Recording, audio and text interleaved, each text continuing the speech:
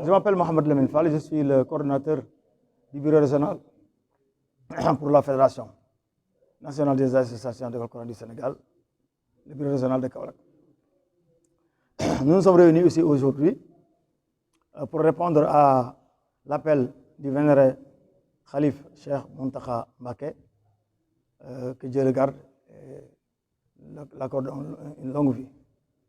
Il a fait appel à tous les musulmans, particulièrement les maîtres coraniques et les talibés, de se rassembler pour effectuer des séances de récitation du Saint-Coran et des prières pour le bénéfice du pays, pour la stabilité de notre pays, sa prospérité et sa sécurité.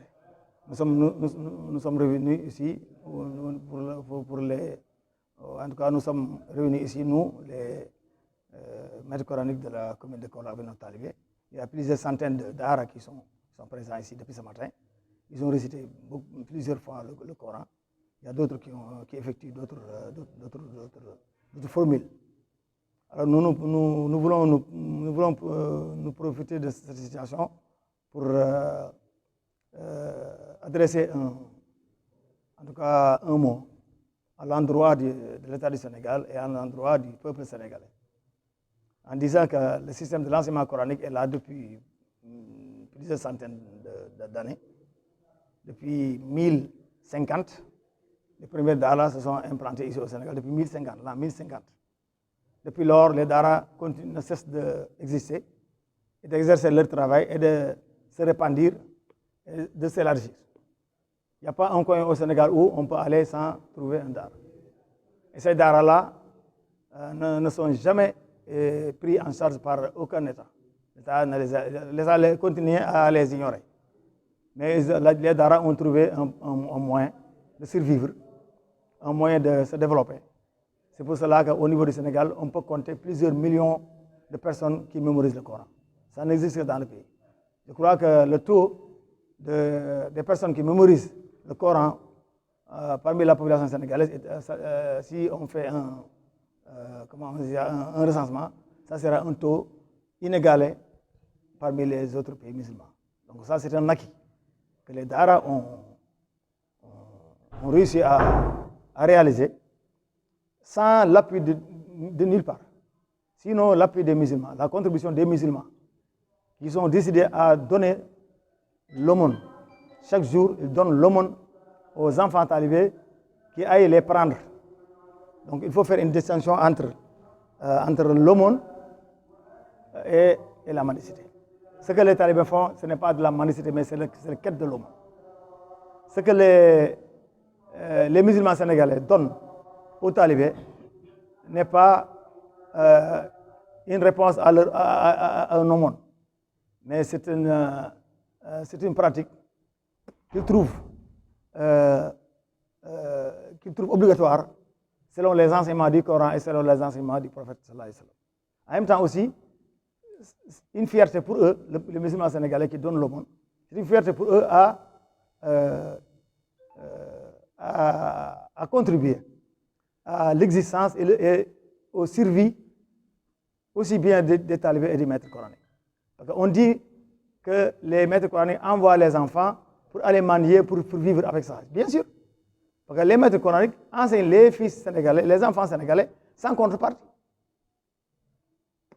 Le phénomène des daara internats modernes qui demande une contribution bien déterminée, mais n'est pas encore fait 50 ans au niveau du Sénégal. Et les daara sont là depuis 1000 ans. Donc 950 ans, les daara exercent et donnent leur service gratuitement au peuple sénégalais. Et l'aumône que les Sénégalais donnent, c'est ça qui remplace ce qu'ils devaient.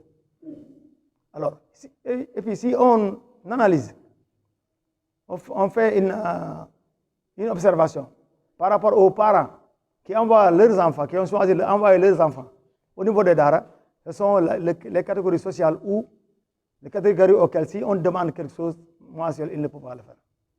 C'est pour cela que la quête de l'aumône est un moyen intelligent que les maîtres coraniques, en tout cas le système de l'enseignement coranique a en tout cas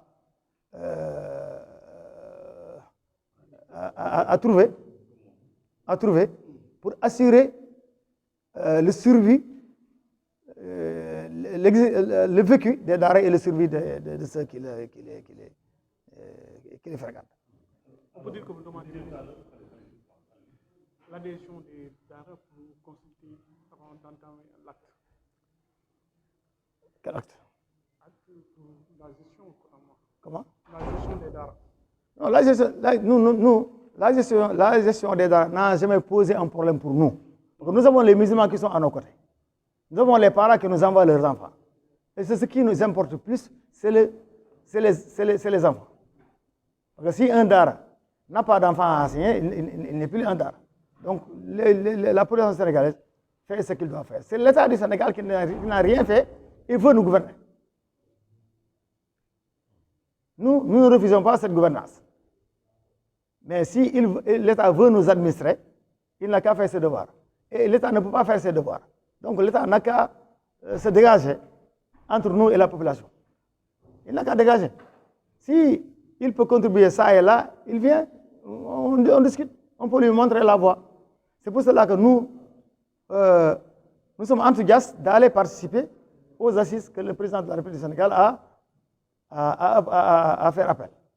Mais notre participation aussi a des préalables. Le premier préalable, c'est de nous assurer notre présence massive au niveau des forats qui doit être organisée au niveau des départements.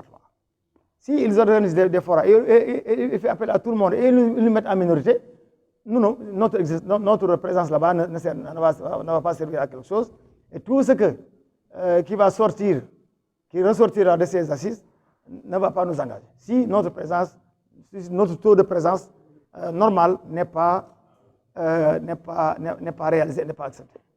Ça, c'est un premier préalable.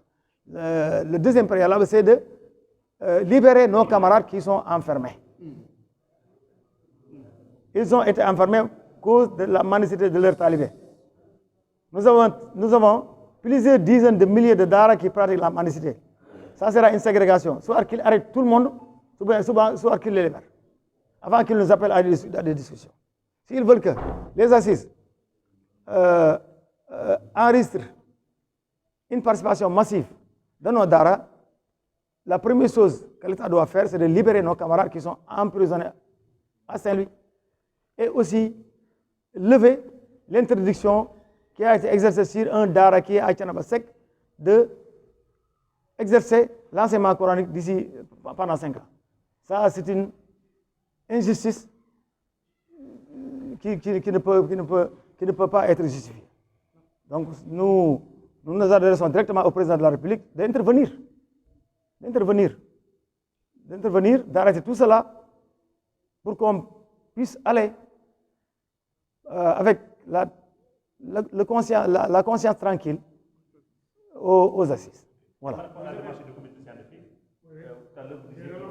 Effectivement, nous, depuis le mois de novembre, depuis le moment où le président de la République a déclaré son intention d'organiser des assises nationales sur les daras, nous avons créé un comité scientifique, comité à qui c'est moi-même qui assure la coordination.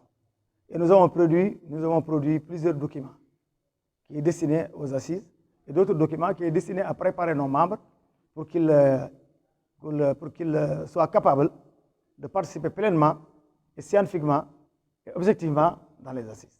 Ces documents sont là, mais ce qui nous dérange et qui nous inquiète un peu, c'est la politisation du comité de pilotage qui est dirigé par quelqu'un qu'on connaît bien, qui est politique, qui est nommé pour des considérations politiques, et qui continue aussi.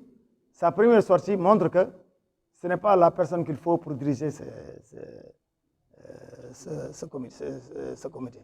Et nous demandons au ministre de l'Éducation nationale, soit de le comment on dit ça? Non, pas avant de le relever. De l'appeler à l'ordre et de l'appeler à l'ordre avant tout. S'il persiste, de relever et trouver quelqu'un qui est neutre. Parce que vraiment, ce comité-là le comité de pilotage national est très stratégique pour la réussite des assises. S'il continue à persister, s'il persiste à faire de la politique dans ce comité, nous demandons à ce qu'il soit purement et simplement relevé et trouver quelqu'un d'autre qui est neutre. Voilà. Merci.